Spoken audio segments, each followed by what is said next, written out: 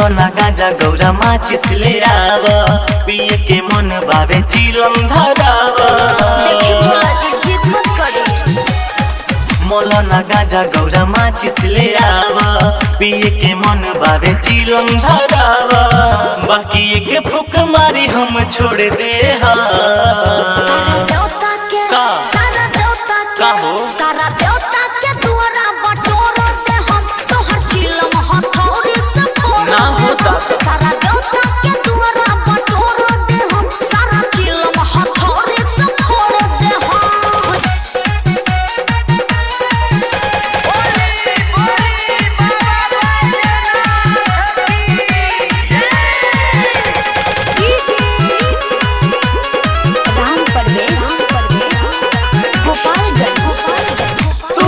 जानी दिल हमार मन बाटे आज हो, पिए खाती उठावा झुराइल बा।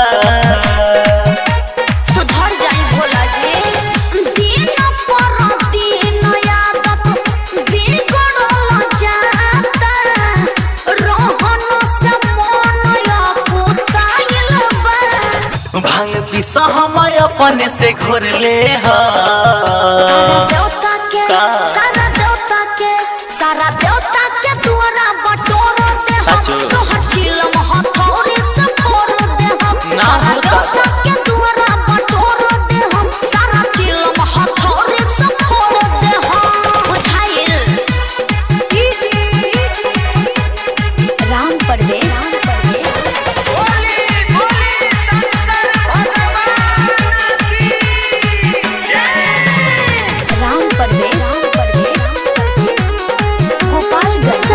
Recording studio Patna.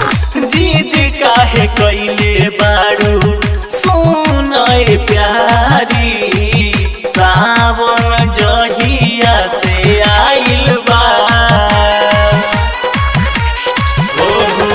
सन दीप तिवारी दीपक कांवर सजा के, गुफा में रहिया भुलाइल बा।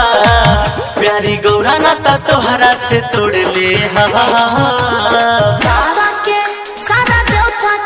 सारा देवता के द्वारा बटोर दे हम, तोहर चिलम हथौड़ी से फोड़ दे हम। सारा देवता के द्वारा बटोर दे हम, तोहर चिलम हथौड़ी से फोड़ दे हम। 95 043 21 7 12